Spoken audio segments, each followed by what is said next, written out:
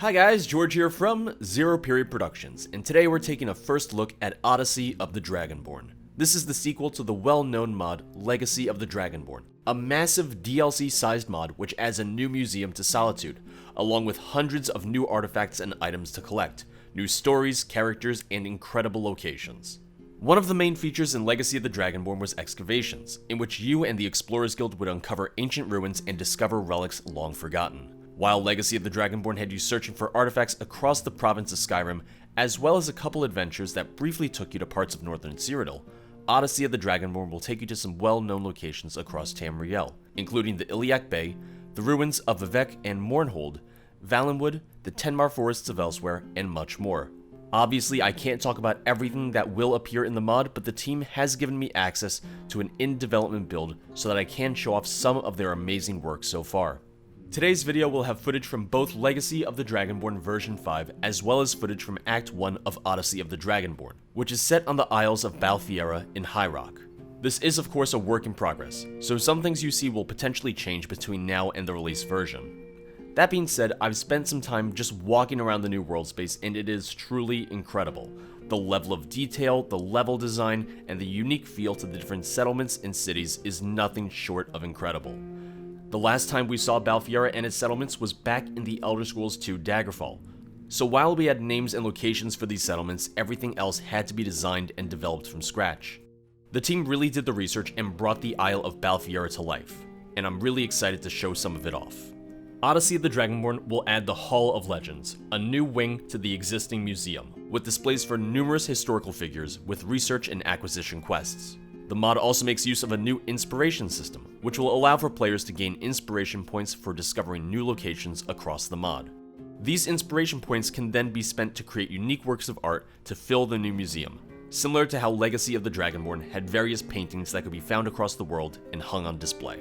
And while there will be a new hall to the museum and countless artifacts, the story of Odyssey of the Dragonborn isn't simply that of collectors and curators. The story will focus on the prophecy of the Dragonborn, and even with the death of Alduin, their tale is not yet over. The end of the Dragon Crisis is just the beginning of another, much greater adventure. While I'm not able to get into the story of the mod itself, the mod will touch upon events from the older games in the series, and touch upon some of the more obscure aspects of the Elder Scrolls lore. This is truly shaping up to be one of the most ambitious mods out there, and truly feel like a massive expansion for Skyrim. Like its predecessor, Odyssey of the Dragonborn will see the return of archaeology and excavations, and even add upon them. New dig sites will be available in each world space in the mod, and allows players to discover artifacts and cultural items from the various races of Tamriel. The Explorers Guild will return with new members to be recruited to join you on these numerous excavations. The team's plan is to have 1 or 2 new excavations per act, which will show off ancient sites and locations not seen since the Elder Scrolls I Arena, making it the first time that we see some of these locations in 3D and HD. The mod will add tons of artifacts and lore items mentioned in previous games, along with new artifacts, all of which will fit into the Elder Scrolls lore as a whole. In addition to all of this, the mod will include numerous quests, some of which will have multiple branching paths that may lead to unique and varied outcomes depending on your choices. These choices are important and will affect the world spaces introduced to you. There will of course be smaller quests as well, and timed quests that must be done at certain points in the story. Not every quest can be solved by sheer combat. Some will require puzzle solving, others magic, and some might even require diplomacy. And while there will be plenty of time spent searching for artifacts and long-lost lore, Odyssey's greatest promise, to me at least, is a large overarching main quest that will span 8 acts in total, and have different endings depending on your choices, some good, some bad. Now, let's talk a little bit more about Act 1, and show off some of its locations. As I mentioned, this act is set on the Isle of Balthiera, home to Durrani Tower, or Adamantine Tower, the oldest structure on all of Nirn. The tower is incredibly tall and can be seen from all over the chain of islands, dominating the skyline. The design of the tower is much more in line with the current depictions of the towers across Nirn, including White Gold Tower in Cyrodiil and the Crystal Tower of Somerset. The original depiction of Durrani Tower in Daggerfall had it appear as a big, square keep, rather than the more recent circular towers that the Elder Scrolls uses for the towers now. The Adamantine Fortress, which surrounds the tower itself, is massive in size, and adds to the classic medieval fantasy feel that High Rock has always had. The guards and their armor reflect this as well, with more traditional plate armor and kite shields as opposed to Skyrim's more Nordic armaments. The interiors of Dragonborn Tower itself are incredibly detailed and beautifully designed. Every hallway, bedroom, and various workshops and storage rooms have been meticulously designed. Even in its work-in-progress state, the mod adds countless new miscellaneous items, including new foods, silverware, and decorations. The mix of vanilla and modded items help make the environments feel familiar, while still feeling fresh and foreign to the player. In some ways, the designs and items remind me a little bit of the Skygrafall mod, which adds the main story of Daggerfall to Skyrim. Skygrafall was based directly on the design of Daggerfall itself, so the fact that I get a similar vibe from parts of Odyssey means that the team has really managed to capture the feel of the original source material from Daggerfall. Of course, some creative liberties are taken to make sure these areas fit into Skyrim's game, but I love every aspect of what the team has done so far.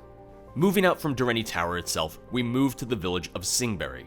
Situated on a lake, Singbury is a beautifully designed town, houses with vibrant red roofs, contrasting the more drab colors we might see on Skyrim's homes and structures. The town feels very quaint and peaceful, playing home to the Armored Mudcrab Tavern, an indoor marketplace at the center of town, as well as several homes. One really nice touch is in the chapel, which makes use of the classic Aldmeri pantheon consisting of Ifri, Trinimac, Magnus, and others. It's small touches like this that help to differentiate the culture of Balfiera, including the Bretons' elven ties and ancestry. Moving further west, we have the remains of the village of Singbrug, now largely destroyed and even partially underwater. Along the coasts of Balfiera, we see several Durrani ruins.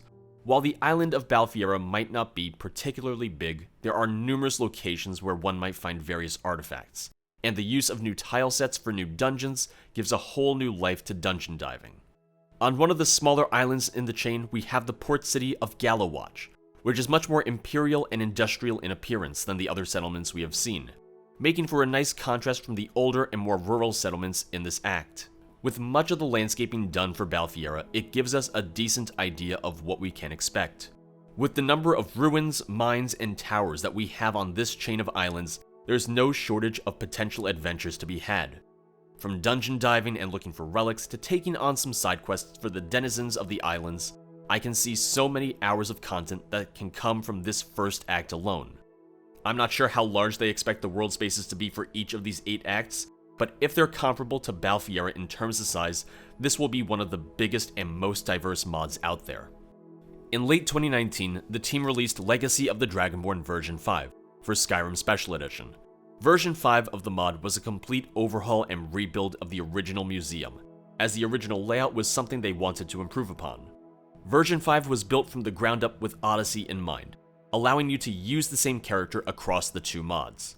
For anyone that has played the older version of Legacy, you will need to start over on a new character with version 5, as older versions of the mod are not compatible at all. While not ideal for people who have already played through before, this is the best decision from a design perspective. The original museum and mod was built up over the course of several years, meaning that things were sometimes added on in a less than ideal way. By going back to the drawing board, they were able to redo things so that everything felt more consistent with their current vision. To say that this is an ambitious project is an understatement, but look at who we're talking about here. We're talking about the mod authors behind Legacy of the Dragonborn.